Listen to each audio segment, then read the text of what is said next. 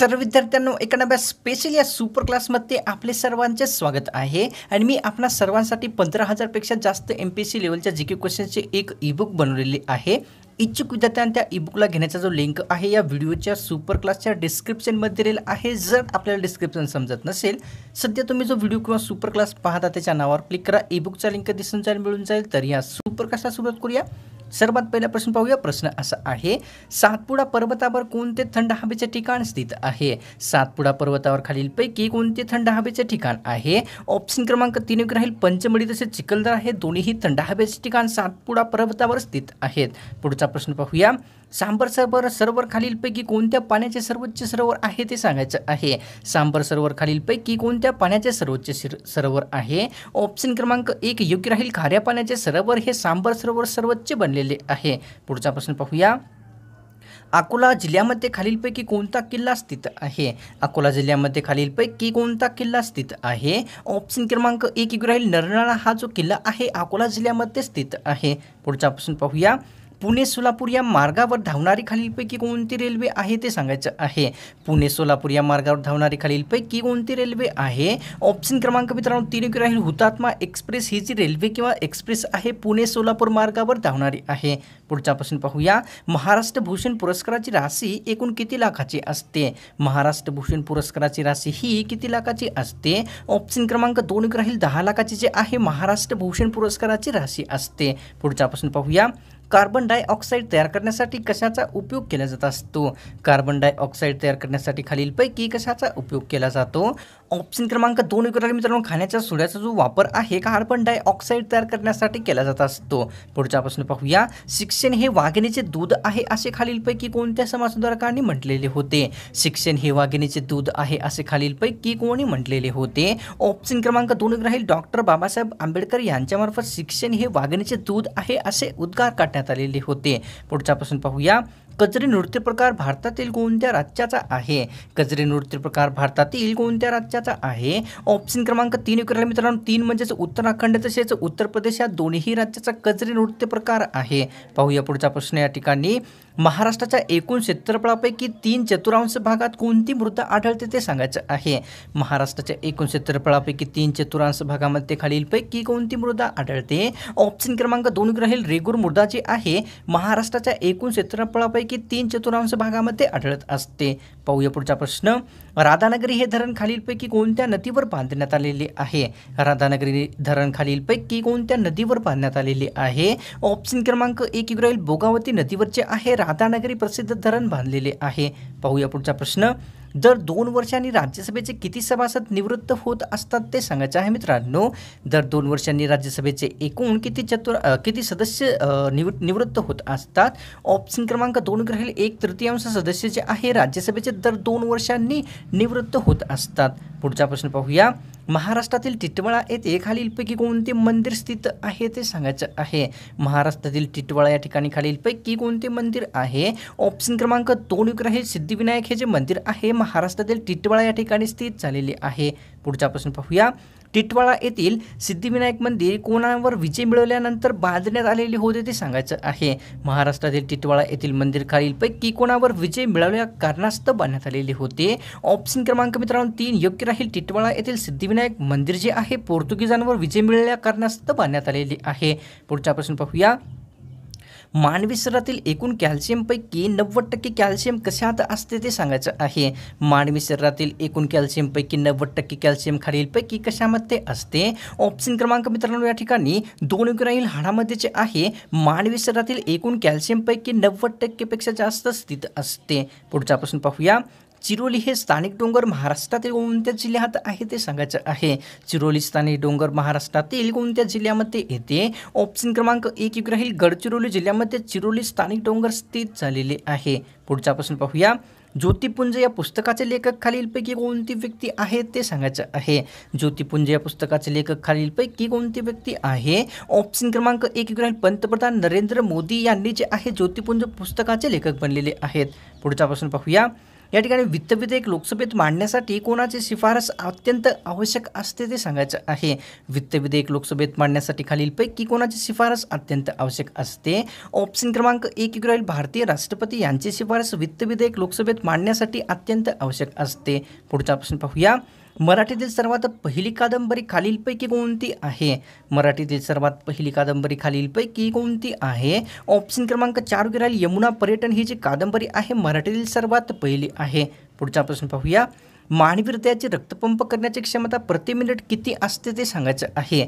मानवी हृदयाची रक्तपंप करण्याची क्षमता प्रति मिनिट ही किती आहे? ऑप्शन क्रमांक 2 राहील मित्रांनो 4 ते 5 लिटर एवढीची आहे मानवी हृदयाची रक्तपंप करण्याची क्षमता प्रति मिनिटाची आहे. पुढचा प्रश्न पाहूया. गजकर्ण हा आजार खालीलपैकी कशापासून होणारा आहे ते सांगायचं आहे. गजकर्ण हा आजार खालीलपैकी मानवास कशापासून होत असतो? ऑप्शन क्रमांक 3 राहील कवकापासून जो आहे गजकर्ण हा आजार होत असतो. पुढचा प्रश्न पाहूया. शरीरातील सर्वात जास्त ऊर्जा पुरवण्याचे कार्य कोणता घटक करत असतो ते सांगायचं आहे. मानवी शरीराला ऊर्जा पुरवण्याचे सर्वात जास्त कार्य खालीलपैकी कोणत्या घटकामार्फत होत असते? ऑप्शन क्रमांक 4 मित्रांनो मानवी शरीरातील साखरेमार्फत शरीराला सर्वात जास्त ऊर्जा पुरवण्याचे कार्य होत असते. पुढचा प्रश्न पाहूया. ताजमहाल हॉटेल कितव्या क्रमांकाचे पंचतारांकित हॉटेल बनलेले होते ते सांगायचं आहे. ताजमहाल हे हॉटेल भारतातील कितव्या क्रमांकाचे पंचतारांकित हॉटेल बनलेले आहे? ऑप्शन क्रमांक 1 राहील ताजमहाल भारतातील पहिल्या क्रमांकाचे पंचतारांकित हॉटेल आहे. पुढचा प्रश्न पाहूया. हेमोग्लोबिन हा खालीलपैकी कशाचा एक अंश असतो ते सांगायचं आहे मित्रांनो.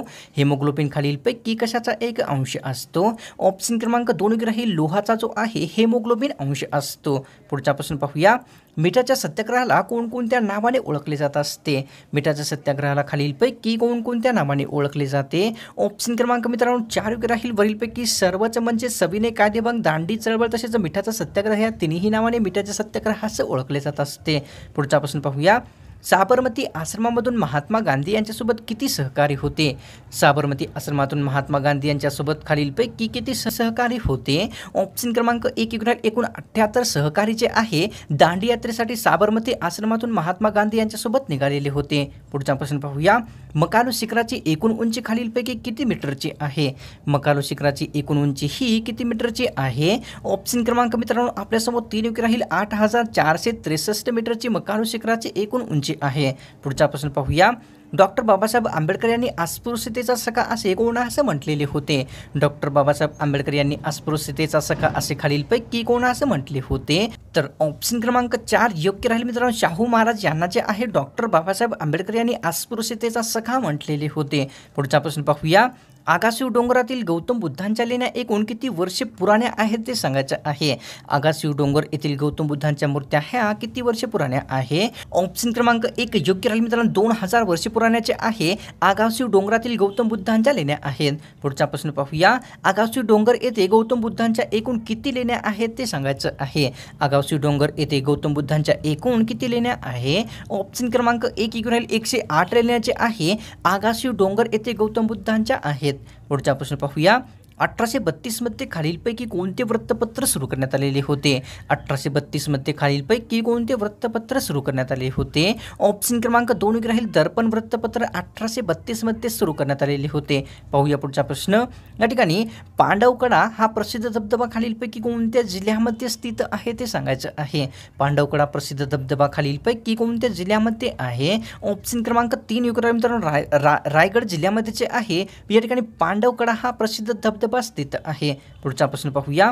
या ठिकाणी मकालू पर्वत शिखर जगातील कितव्या क्रमांकाचे सर्वात उंच शिखर आहे ते सांगायचं आहे. मकालू शिखर हे जगातील कितव्या क्रमांकाचे सर्वात उंच आहे? ऑप्शन क्रमांक 4 राहील 5व्या क्रमांकाचे जगामध्ये मकालू पर्वत शिखर यांची उंची आहे. ज्या ठिकाणी भूकंपाची निर्मिती होते त्या ठिकाणास काय म्हटले जात असते? ज्या ठिकाणी भूकंपाची निर्मिती होते त्या ठिकाणास खालीलपैकी कोणत्या नावाने ओळखले जाते? ऑप्शन क्रमांक 1 योग्य राहील भूकंपाची नाभी या नावाने ज्या ठिकाणी भूकंप होतो त्या ठिकाणाला ओळखले जात असते. पुढचा प्रश्न पाहूया. कुकडी खालीलपैकी कशाचा एक अतिशय प्रसिद्ध प्रकार आहे? कुकडी खालीलपैकी कशाचा एक प्रसिद्ध प्रकार आहे? ऑप्शन क्रमांक 4 मित्रांनो, कुकडी हा जो आहे धरणाचा एक अतिशय प्रसिद्ध प्रकार आहे. पुढचा प्रश्न पाहूया. कुकडी या प्रसिद्ध धरणाचा फायदा प्रामुख्याने महाराष्ट्रातील कोणत्या जिल्ह्याला होत असतो? कुकडी धरणाचा फायदा प्रामुख्याने महाराष्ट्रातील कोणत्या जिल्ह्याला होतो? ऑप्शन क्रमांक 1 योग्य राहील. अहमदनगर जिल्ह्याला जे आहे कुकडी धरणाचा फायदा प्रामुख्याने होत असतो. पाहूया पुढचा प्रश्न. विज्ञान शहर म्हणून ओळखले जाणारे अंबाला शहर कोणत्या राज्यात येते? विज्ञान शहर म्हणून ओळखले जाणारे अंबाला शहर भारतातील कोणत्या राज्यात आहे? ऑप्शन क्रमांक 4 योग्य राहील. या ठिकाणी हरियाणा राज्यामध्ये विज्ञान शहर म्हणून ओळखले जाणारे अंबाला शहर स्थित आहे. पुढचा प्रश्न पाहूया. गुरु गोबिंद सिंग यांची समाधी महाराष्ट्रातील कोणत्या जिल्ह्यामध्ये येते ते सांगायचं आहे? गुरु गोबिंद सिंग यांची समाधी खालीलपैकी कोणत्या जिल्ह्यात आहे? ऑप्शन क्रमांक 1 योग्य राहील. नांदेड जिल्ह्यामध्ये गुरु गोबिंद सिंग यांची समाधी स्थित आहे. पुढचा प्रश्न पाहूया. दादासाहेब फाळके यांनी निर्मित केलेला पहिला चित्रपट खालीलपैकी कोणता आहे? दादासाहेब फाळके यांनी निर्मित केलेला पहिला चित्रपट खालीलपैकी कोणता आहे? ऑप्शन क्रमांक 4 योग्य राहील. राजा हरिश्चंद्र हा जो चित्रपट आहे दादासाहेब फाळके यांनी निर्माण केलेला सर्वोत्तम चित्रपट आहे. पुढचा प्रश्न पाहूया. नागपूर ही महाराष्ट्राची उपराजधानी असावी अशी शिफारस कोणी केलेली होती? नागपूर ही महाराष्ट्राची उपराजधानी असावी अशी शिफारस खालीलपैकी कोणामार्फत करण्यात आली होती? ऑप्शन क्रमांक 1 योग्य राहील. राज्य पुनर्रचना आयोगामार्फत नागपूर ही महाराष्ट्राची उपराजधानी असावी अशी शिफारस करण्यात आलेली होती. पाहूया पुढचा प्रश्न. भारतातील कोणत्या मंदिराला काळा पागोडा म्हटले जाते ते सांगायचं आहे? भारतातील कोणत्या मंदिराला काळा पागोडा म्हटले जाते? ऑप्शन क्रमांक 1 राहील. भारतातील सूर्य मंदिराला काळा पागोडा संबोधले जाते. पाहूया पुढचा प्रश्न. भारतातील कोणत्या राज्यात लोकसंख्येची घनता सर्वात जास्त आहे? भारतातील कोणत्या राज्यामध्ये लोकसंख्येची घनता सर्वात जास्त आहे? ऑप्शन क्रमांक 2 राहील. बिहार राज्यामध्ये लोकसंख्येची घनता सर्वात जास्त आहे. पाहूया पुढचा प्रश्न. बोर व्याघ्र प्रकल्पाचे क्षेत्र एकूण किती चौरस किलोमीटरमध्ये आहे ते सांगायचं आहे? बोर व्याघ्र प्रकल्पाचे क्षेत्र हे एकूण किती चौरस किलोमीटरमध्ये आहे? ऑप्शन क्रमांक 1 राहील. 138.12 चौरस किलोमीटरमध्ये बोर व्याघ्र प्रकल्पाचे क्षेत्र आहे. पाहूया पुढचा प्रश्न. आगपेट्याचा उद्योगधंदा खालीलपैकी कोणत्या शहरात मोठ्या प्रमाणावर चालतो ते सांगायचं आहे? आगपेट्यांचा उद्योगधंदा खालीलपैकी कोणत्या शहरात मोठ्या प्रमाणावर चालतो?